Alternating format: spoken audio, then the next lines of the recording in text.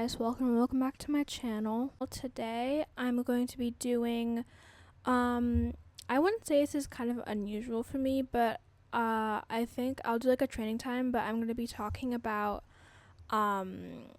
tips for like beginners in Star Stable. So let's start. Basically my computer like stopped recording and I didn't realize, and so I was just like talking to myself for like 15 minutes, but it's okay. So I don't know where was I? Was I really? Did I just really just do the intro and then it stopped? Okay, anyways. So the first tip I have is don't compare your accounts or account to players, more experienced players, because you will get disappointed because they're most likely going to have more horses and better tack and clothes than you. And it will be disappointing to see that. And I have done that with other games where I compared my where I compared my account to my friends, and I just got disappointed and I ended up like quitting that. Okay, what? I did not mean to injure my horse today, but it's okay. And I did get disappointed and I did quit, which I kind of regret doing that, but I was just so disappointed. I was like, there's no point of me continuing because I'm never going to get to that level. But okay, let me just run into every single obstacle there is and then we can, anyways. So that's what I suggest. And also, it's really worth it to continue. It'd be a shame to stop this game. I mean, I know this game isn't for everyone, but if you want to play this game and can too, because it is expensive, and then I think it's worth it. And yeah, so don't like abandon that just because you compared your account to someone else and you got disappointed. My next advice is to explore every area. I know that for every area except for Moorland, actually you have to unlock Moorland as well. So for every area in this game, you have to unlock it, and some of them take time and some of them are pretty quick. But for the ones who take time to like unlock, it's worth it because a lot of people enjoy the majority of the areas in this game, and including me, I love every area in this game. And also there are lots of good places to take photos and film videos. So I do recommend that you explore the game as much as possible, because it's worth it. Okay, the next tip I have is to not rush the story quests. I have rushed the story quests and I've regretted it because, number one, later on I don't understand what they're like wanting me to do and what happened to someone or like those types of things. And number two, it's just the storyline will end eventually, and just I know it may seem annoying to read through everything, and even some parts, like if they're like just blabbing about random stuff, skip it, but skip as little as you can, because it also just cherish like the moments that you have, because if you get to a level where you finish the story quest line, storyline, you will what happened to the checkpoints in this race? That's so concerning. You will be like, oh, okay, there we go. Oh, I wish that I read the story quests because for different reasons. So that's my advice for, oh my gosh. That's my advice for that. My next advice is like your starter horse is like actually useful. I know this is an unpopular opinion, but it can make very good thumbnails. And also, for nostalgia, it's like I sometimes just ride my starter horse around randomly because I'll miss the times where I just aimlessly rode around in Moorland, trying to figure out where I was supposed to go and what I was supposed to do and who I was supposed to talk to. It was just so nostalgic and yeah. Also, surprisingly, starter horses, they're really fast. Like if you max them and if they have a good health, they're surprisingly fast. And I've won many championships with my starter horse, which is kind of even I didn't expect. Oh my gosh, okay. I did not just miss a checkpoint. Even I didn't expect to win championships with my starter horse, but I did. So, yeah. Okay, also learn photo mode early because it's if you make videos like me or a lot of other people, photo mode is great to use for thumbnails and just pictures that you can post on like Instagram and stuff. It's like really great. I use photo mode the for the picture that I put in my intro. Like I use photo mode and I like it was pretty easy. Okay, I can't talk. I can't ride correctly. What can I do? It's pretty easy to use and the results are great, and so I do recommend that. I'm like listening to music while I'm filming this video, and like the music isn't working. Like my AirPod is not, like I don't know what's wrong with it. So that's what I suggest for photo mode. And where did Tyson go? Oh my gosh, is he in the ground? What happened? Okay, that was really concerning. Also, wait before. Oh, there we go. He popped back up. Wait before buying. Is it starting? Okay. Wait before buying your second horse. Because, well, first you have a horse to max. Your starter horse. You can. I mean, you don't have to max it. It's definitely a choice, but in the long run, I do think that maxing your starter horse will serve you good in the future. Maybe not right away, but in the future, it definitely will. So there's that. And also, some people, they just, they're like, oh, I really want to start my collection of horses, and they don't think about the horse they're gonna get, and they just buy it, but they might regret it and be like, oh, why did I buy that horse? Like, I don't like that breed, or I don't like that coat color, and then they'll sell it, and it's a waste of star coins. And also, since you have to, why is the lag so bad?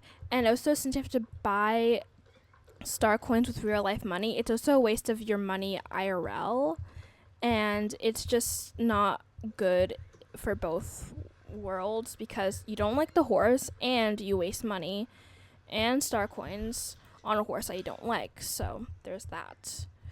Okay, the next thing is, yeah, okay, I do this one rarely, but I do it, is check for free codes, because a lot of people, especially new players, they don't necessarily know that codes are a part of this game.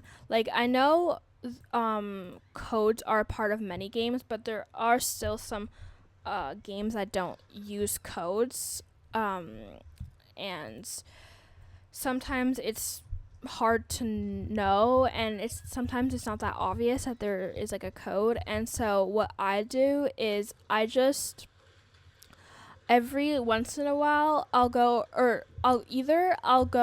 every once in a while and I'll just check, or what I'll do is I'll subscribe to someone whose specialty is to like to make people notice that there are like new codes, and then I'll like subscribe to that person, and then I'll turn on the notification bell, and so I will know when there is a new code. And so the reason why this is helpful is you can get accessories that are otherwise really hard to get in game. You can get free star coins, which is really helpful. It might not be a lot, but it's still, in the long run, if you're like saving and stuff, it will be helpful. Because in my opinion, every coin counts for different reasons. So that's what I suggest for new players. And the next thing I suggest is use all of your wardrobe storage and like organize it so you'll know where to find stuff. Because, okay, here's my current backpack situation. It's not that great. And there will be some times, well, I'll like every month or two, I'll empty my backpack, and then like new stuff will come in, and they will never come out. And so what I suggest is, I currently do this with my wardrobe, is I categorize things. Like I'll put shirts in one tab, pants in another, and same for like the horse gear. So like when I'm rushing to make an outfit or find a piece of clothing that, why is the lag so bad, and find like a piece of clothing that I want to wear, I'll know where to find it. Some people, what's wrong? Okay. Some people, they do it also by color and accessory. Honestly, it took me hours and hours just to categorize it by like what it is, and imagine like the people who do it by color and how much time that would take. I mean, I'm not saying it's bad, but like if you have the time for it, then I guess it's better in the long run. But I don't do it because I don't have the time. Yeah. The next thing I want to say is unlock trailers whenever you can, because I know trailers, like, you have to pay for it and stuff, but it can save a lot of time when you're like training, or even like if you are running late to a championship, or like a group club practice or something, and you just don't have the time to ride there. It's always good to have a trailer for like backup and stuff. I'm actually using one right now, but I use trailers for everything. And if you're someone who doesn't use trailers, I would still recommend you to unlock them, so when you're late to something, you have a way of getting there quickly. So that's what I suggest for the trailers. The next thing is that the next tip I have is train one horse at a time, because this I don't do and I regret it, and I'm starting to train one horse at a time because number one, it's way easier, and it will take less time. Because, okay, what is wrong with my riding skills today? Like, I don't understand. Because choosing like which horse you want to train, I have spent hours, and when I mean hours, I literally mean hours, to choose which horse I want to train. But if you already have a horse in mind and you say to yourself, I'm not changing the horse I'm training until it's maxed, then that will save you a lot of time, and it will just, yeah. And also, sometimes your brain thinks, oh, I wish I were training this horse, and that results, I do that happens to me, and that results into me crashing, which takes time off of the training of your horse, and it just annoys you. So yeah, that is what I suggest for the training bit. Then Okay, I did a separate video on this, but save your Jorvik shillings. If you really want to save your shillings, go see that video I made on it. But I'm just gonna tell you why it's good to save it. Is because there's a limit on how much. I think the limit is like, okay, can someone help me? Like, I need serious help. Okay. There's a limit for like the amount of Jorvik shillings you can have, and I think no, I know the limit is 10,000, which I don't really understand because lots of clothing and tack items cost 10,000 shillings, so like it doesn't make sense to me. But that's life, I guess. Um, and also sometimes I'll want to make an outfit for a video, and this has happened to me where I just spend unnecessary amounts of shillings on clothes. Oh yeah, that's also another reason why, cuz like just a backup, just have backup shillings for like backup emergencies, like outfit emergencies or trailer emergencies. And also, wait, I literally just forgot what I was gonna say. Yeah, also, you can buy everything in game with shillings except for horses. So honestly, if I were you, and especially if you're a beginner, I would reserve your star coins for only horses, because you'll spend less money, and it's just good for like everything in general. So that is, I was gonna say that is it, but no, I have like two more tips that I want to say before ending this video, because this video is getting a bit long. So okay, don't sell clothes or tack for your Vic shillings, and especially do not sell your horses for shillings. I have done that in the past, and I have regretted it with my entire everything. And I would do anything to just go back in time and save my poor horses, because I've sold horses that I love dearly just for Jorvik shillings, and it's not. You also get very little in return when you sell stuff. There are some expensive things that you can sell that will give you a decent amount of shillings, but they're really nice items, and if I were you and if you have them, I would keep them for like fancy outfits and stuff like that. And also, you might regret your decision of selling whatever it is you sold, and you'd have to buy it back, which is spending more shillings or star coins. So there's that too. Okay, the last tip I have for beginners in SSO is, I never say SSO in my videos. I only say it in like the titles and the descriptions, but I never actually say it like that in videos. Don't spend okay, I do this. Okay?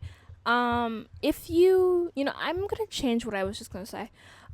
If you have not a lot of horses, then don't spend your star coins on stable care. If you have 200 horses like me, if you do championships and you care about winning or getting a higher rank, then maybe consider getting stable care. Or I mean, if you have time to care for like hundreds of horses every day, then that's a possibility as well, but I don't think it's helpful for anyone. So yeah, because also it depends on how much you want to get, like how many days you want to pay for. I pay for a week, and that is expensive. It's like 50 star coins, which is like really expensive. And I think it's, what did I just, I'm gonna restart this race. And I also think like you can do better stuff. I'm just gonna end this. Oh my gosh, I'm just gonna end this race because I'm pretty much done. Yeah, there's better things you can spend your star coins on and I don't think they should be wasted on stable care. So those are all my tips for beginners. Let me know in the comments if you thought this was helpful or if this helped you or anything like that. Just tell me in the comments, and I'll see you guys in my next video. Bye.